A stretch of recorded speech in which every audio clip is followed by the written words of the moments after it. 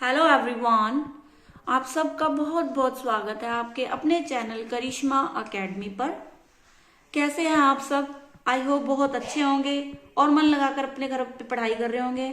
अब तो स्कूल भी ओपन हो चुके हैं, तो पढ़ते रहिए मन लगाकर, ठीक है। एग्जाम भी आने वाले हैं, ठीक। हमारा चैप्टर चल रहा था एनपीओ। एनपीओ में हमारे एडजस्टमेंट स्टार्ट की हुई थी हमने, जिसमें हमने फंड्स की एडजस्टमेंट देख ली थी और कॉस्ट ऑफ मटेरियल कंज्यूम, यानी जितना मटेरियल कंज्यूम हो उसकी कॉस्ट कैसे निकालनी है वो सीखा था। आज हम सीखने वाले हैं सब्सक्रिप्शन का, ठीक है। सब्सक्रिप्शन बहुत इंपॉर्टेंट है, ये इसका जरूर आता है, पॉइंट एडजस्टमेंट में भी आ जाता है, अलग से क्वेश्चन भी बन जाता है इसका, ठीक है। मटेरियल कंज्यूम्ड का भी अलग से क्वेश्चन बन सकता है, फंड का भी बन सकता है, ठीक है। इसलिए मैं इनको अलग से करा रही हूँ एक एक पॉइंट, ठीक है। अब देखो सब्सक्रिप्शन। सब्सक्रिप्शन का हिंदी मीनिंग क्या होता है? वैसे आप कह सकते हो चंदा, ठीक है। चंदा मतलब क्या है? ये क्या है? Amount. Subscription is that amount, ठीक है। क्या है ये? अमाउंट जो कौन पे करता है? Paid by members, members of NPO कह लो या ऑर्गेनाइजेशन कह लो कोई, ठीक है। Paid by members of NPO. और किसके, कैसे? रेगुलर बेसिस पे करता है वो, ठीक है। किस पे? रेगुलर बेसिस पे, ठीक है। Subscription is that amount which is paid by members of NPO on regular basis. Regular basis मतलब क्वार्टरली कह लो, एक मंथ में कह लो, ऐसे देता है वो, मतलब रेगुलर बेसिस पे। हर 15 दिन के बाद, अगर वो क्वार्टरली करेगा तो हर, मतलब उसके बाद हर क्वार्टर के बाद करेगा वो, ठीक है। ऐसे हर मंथ के बाद करेगा, ऐसे मतलब रेगुलर बेसिस पे करता है वो, ठीक है। वो होता है सब्सक्रिप्शन, ठीक। अब देखो इसको शो कैसे करते हैं, कहाँ शो करेंगे? सबसे पहले तो ये ध्यान देना आपने, कहाँ शो करेंगे? इनकम एंड एक्सपेंडिचर अकाउंट में। कहाँ शो करते हैं हम इसको? इनकम एंड एक्सपेंडिचर अकाउंट में। और किस साइड करेंगे? Credit side. कहाँ करेंगे? Credit side. क्यों करेंगे? क्योंकि ये क्या है? इनकम है, ठीक है।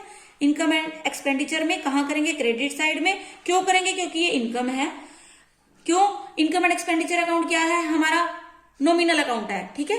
तो इनकम क्या होंगे? क्रेडिट होंगे, और खर्चे होंगे वो क्या होंगे? डेबिट होंगे, ठीक है। दो बातें मैंने आपको बता दी। मीनिंग बताया है कि सब्सक्रिप्शन क्या होता है? That amount which is paid by the members of NPO on regular basis. और सेकंड मैंने आपको क्या बताया कि इसको कहां शो करना है? इनकम एंड एक्सपेंडिचर अकाउंट के क्रेडिट साइड में। क्रेडिट साइड में शो करना है, क्यों? क्योंकि ये एक इनकम है, ठीक है। अब देखो आगे, ये ना दो, मतलब क्या होता है सब्सक्रिप्शन, आप देखते हो रिसिप्ट एंड पेमेंट अकाउंट बनाते हैं हम, उसमें क्या होता है? यहाँ रिसिप्ट साइड में दिखाया होता है, ये होता है रिसिप्ट और ये होता है पेमेंट साइड। यहाँ दिखाया होता है सब्सक्रिप्शन टू सब्सक्रिप्शन, ठीक है। यानी इतना रिसीव हो गया, इसमें आपको इकट्ठा जितना भी मान लो 2.5 लाख 3 लाख कुछ भी ये दिया होगा ऐसे, तो मतलब इसमें क्या है? मतलब पीछे का सब्सक्रिप्शन भी इसके अंदर ऐड होता है और आगे का सब्सक्रिप्शन भी, ठीक है। यानी नेक्स्ट ईयर का भी इसके अंदर होता है और पीछे का भी काफी टाइम का इसमें ऐड होता है, हो सकता है, मतलब आप ऐसे कह लो। अब देखो जैसे मान लो कोई कोई क्लब है, कोई भी क्लब है, उसमें क्या है? मान लो 1500 मेंबर है, ठीक है। 1500 मेंबर है और वो मंथली कितना दे रहे हैं? 1000 रुपए दे रहे हैं, मान लो मंथली, मान लो दे रहे हैं वो रेगुलर बेसिस पे, यानी हर मंथ के बाद देते हैं। तो यानी साल का कितना इकट्ठा हुआ? 15 लाख हुआ। वैसे बनता 15 लाख है, ठीक है। उसमें से मान लो इस साल कितना मिला? सिर्फ 10 लाख रिसीव हुआ हमें, ठीक है। कितना मिला? 10 लाख। एक्चुअल में कितना होना चाहिए था? 15 लाख। हुआ कितना? 10 लाख। 5 लाख जो है ना, वो क्या है? अभी आउटस्टैंडिंग है। मतलब क्या है? हमें रिसीव होना है, अभी इसी साल का है, हमें रिसीव होना है, लेकिन हमें रिसीव अभी नहीं हुआ, ठीक है। और क्या हो सकता है? इसमें पीछे का भी ऐड हो सकता है, मतलब पीछे से कोई आउटस्टैंडिंग चला आ रहा हो और वो अब क्या किया हो, इसके अंदर ऐड हुआ हो, ठीक है। तो हमें पता नहीं होता कि करंट ईयर का कौन सा है, ठीक है। इसमें देखो दो चीजें होती हैं, एक तो होता है आउटस्टैंडिंग सब्सक्रिप्शन, ठीक है, आउटस्टैंडिंग सब्सक्रिप्शन, और एक होता है हमारा एडवांस सब्सक्रिप्शन, एडवांस सब्सक्रिप्शन, ठीक है। इसको हम क्या बोलते हैं? ड्यू भी बोलते हैं और एक्रूड भी बोलते हैं, ड्यू और एक्रूड। और इसको क्या बोलते हैं? अनअर्न्ड। क्या बोलते हैं? अनअर्न्ड। आउटस्टैंडिंग को ड्यू भी बोलते हैं, एक्रूड भी बोलते हैं, मतलब that income which is earned but not received. मतलब क्या है? हमने कमा ली है लेकिन हमें रिसीव नहीं हुई है, ठीक है। जैसे अभी मैंने आपको बताया था 15 लाख था, ठीक है, जिसमें से हमें 10 लाख मिल गए, 10 लाख मान लो मिल गए, तो जो 5 लाख बचा है वो क्या है, हमारा ड्यू है, आउटस्टैंडिंग है, एक्रूड है, मतलब हमने कमा लिया इस साल लेकिन हमें अभी तक मिला नहीं है इसमें से 5 लाख। ठीक है, मतलब क्या है, accrued due outstanding which we have earned but not received. ठीक है, advance that income which not earned but received. ठीक है, इन एडवांस, मतलब जो अभी हमने नहीं कमाई है लेकिन हमें क्या हो गई है, रिसीव हो गई है एडवांस में, उसको बोलते हैं हम एडवांस सब्सक्रिप्शन या अर्न्ड इनकम भी कह सकते हो आप। ठीक है, अब देखो दोनों कहां शो होंगी, बैलेंस शीट में शो होंगी, ध्यान रखना कहां शो होंगी, बैलेंस शीट में। इससे पहले एक चीज ये देखो, ये क्या होती है, हमेशा एसेट होती है, क्या होती है, एसेट, और ये क्या होती है, लायबिलिटी होती है। ठीक है, एसेट क्यों है, क्योंकि हमें मिलनी है, और लायबिलिटी क्यों है, क्योंकि ये क्या है, एडवांस में हमें मिल गई इस साल, तो ये हमारी लायबिलिटी बनी रहेगी ना अगले साल तक। ठीक है, तो एसेट हो गई, लायबिलिटी कहां शो करेंगे, इसको बैलेंस शीट में, इसको भी कहां शो करेंगे, बैलेंस शीट में। ठीक है, तीसरी बात मैंने आपको ये बताई कि आउटस्टैंडिंग और एडवांस वो क्या है, एसेट्स है, आउटस्टैंडिंग एसेट है और एडवांस वाली लायबिलिटी है, बैलेंस शीट में शो होगी। Outstanding means which we have earned but not receive, मतलब जो हम कमा चुके हैं लेकिन अभी तक हमें रिसीव नहीं हुआ है। That which we not earn, मतलब कमाई नहीं है, बट हैव रिसीव्ड, हमें एडवांस में क्या हो गई है, रिसीव हो गई है। ठीक है, अब एक बात और देखो, ये 3 बातें मैंने समझा दी, मीनिंग, आउटस्टैंडिंग और ये। अब देखो एडजस्टमेंट, देखो पहले आपको क्या दिया होगा, आपको ये बनाना है, एक स्टेटमेंट कह लो, ऐसे कह लो, स्टेटमेंट है, यहां पे आपने लिखना है subscription received during the year, यानी करंट वाला ईयर कह लो आप, ड्यूरिंग द ईयर। ठीक है, जितना अमाउंट हो वो, उसमें आपने क्या लिखना है, outstanding subscription at the end of current year. ठीक है, at the end of current year, outstand subscription at the end of last year, last year मतलब प्रीवियस, करंट मतलब जो चल रहा है। उसके बाद होगा advance subscription at the end of current year और advance subscription at the end of last year. ठीक है, अब हमने क्या देखना है, इन चारों में से देखना है कि कौन सा प्लस होगा कौन सा माइनस होगा। ठीक है, इसको करने से पहले ये चीज देखो, आप ये समझनी जरूरी है। देखो ये हमारा मान लो 2012 मान लो, ठीक है, चलो 19 ले लेते हैं, 2019, 2020, 2018, ये हमारा हो गया करंट ईयर। ये क्या हो गया हमारा नेक्स्ट ईयर, और ये क्या होगा हमारा प्रीवियस ईयर, या लास्ट ईयर भी कह सकते हो आप, इसको लास्ट ईयर बोल दो। ठीक है, लास्ट बोल दो, चलो प्रीवियस लास्ट दोनों हो सकता है, लास्ट। ठीक है, ये हो गया बिगिनिंग हो रहा है मतलब, और ये हमारा खत्म हो रहा है, एंड हो रहा है। ठीक है, ये हमारा करंट ईयर है। ठीक है, इसमें देखो एक तो होता है आउटस्टैंडिंग, अभी मैंने आपको बताया, और एक होगा एडवांस, ये सीखना है हमने। देखो एडवांस का मतलब क्या है, अब मान लो एडवांस आपने फीस दे दी, तो वो कौन से मान लो आपने स्कूल में गए, स्कूल में आपने एडवांस फीस दी, तो वो एडवांस का मतलब क्या है, आपने आगे वाले मंथ की पहले दे दी होगी, ऐसे हो सकता है। तो मतलब एडवांस क्या चलता है, आगे चलता है, ऐसे कह लो, एडवांस क्या चलता है, आगे चलता है। ठीक है, और आउटस्टैंडिंग क्या चलता है, पीछे। ठीक है, आउटस्टैंडिंग क्या चलता है, पीछे। ठीक है, एडवांस चलता है आगे, मतलब क्या हुआ होगा कि आपने 19 वाली 18 में दे दी होगी, 21 वाली दे दी नहीं, सॉरी रिसीव हो गया होगा, 21 वाला आपको 19 में सब्सक्रिप्शन रिसीव हो गया, और 19 वाला आपको क्या हो गया, 18 में रिसीव हो गया, और 22 वाला आपको 21 में मिल गया होगा। मतलब एडवांस आगे चल रहा है, मतलब पीछे वाला मतलब आगे वाले ईयर का हमें पहले ही रिसीव होता जा रहा है। ठीक है, ये हो गई अनएंड। अब आउटस्टैंडिंग मतलब पीछे का, यानी कि 17 का हमें क्या मिला होगा, 18 में मिला होगा, 18 का हमें 19 में मिला होगा, और 19 का हमें यहाँ 20 आएगा, सॉरी 20। ठीक है, 18 का 19 में और 19 का हमें 20 में ऐसे मिलेगा। मतलब 18 का अगर कोई आउटस्टैंडिंग, 17 का आउटस्टैंडिंग है वो 18 में मिलेगा, 18 का आउटस्टैंडिंग है वो 19 में मिलेगा, ऐसे है। ठीक है, अब देखो ये करंट वाला है, ये हमारा करंट ईयर में जो आ रहा है उसको हमने ऐड करना है, क्योंकि इनकम एंड एक्सपेंडिचर अकाउंट में हमने क्या शो करना होता है, सिर्फ करंट ईयर का शो करना होता है, पीछे का और आगे का हमें निकाल देना होता है। ठीक है, पीछे का हो मतलब आगे का हो वो भी निकाल देंगे और पीछे का हो वो भी निकाल देंगे, हमें सिर्फ करंट का ऐड करना है।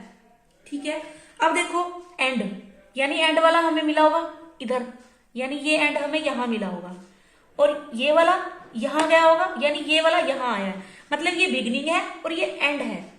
ठीक है, तो जो आउटस्टैंडिंग आप ऐसे चलोगे, यानी आउटस्टैंडिंग एंड वाला कहाँ आ रहा है, इधर आ रहा है, इस करंट ईयर के बीच में आ रहा है, तो मतलब क्या है, outstanding at the end of current year, ये क्या होगा, ऐड होगा। ठीक है, और लास्ट ईयर वाला ये क्या होगा, माइनस। ये भी ध्यान रखते हो, एक आपको पता है करंट ईयर वाला ऐड है, तो यानी पीछे वाला क्या होगा, लेस होगा। ठीक है, एडवांस देखो ये वाला बिगिनिंग वाला, ये बिगिनिंग है ना हमारा, ये शुरुआत है हमारी, तो बिगिनिंग वाला यहां मिला, यानी इसका बिगिनिंग इसका प्रीवियस ही तो है, इसका लास्ट इसका बिगिनिंग ही तो है, समझ आई, मतलब इसका लास्ट क्या है, इसका बिगिनिंग है, इस साल का बिगिनिंग है, तो इसका यहां मिला, यानी ये करंट वाला ये क्या है, बिगिनिंग वाला है, तो बिगिनिंग वाला क्या होगा, करंट ईयर, ये माइनस होगा, और बिगिनिंग वाला हमारा क्या होगा, प्लस होगा। ठीक है, ये चीज आप ध्यान से कर लो, बिल्कुल बस आप करंट का या तो ऐसे करो, करंट का ध्यान रख लो, लास्ट ईयर का अपने आप आपको समझ आ जाएगा। ठीक है, ये देखो ये हमारी बिगिनिंग है, ये स्टार्ट हो रहा है यानी ईयर, और ये हमारा क्या है, एंड है।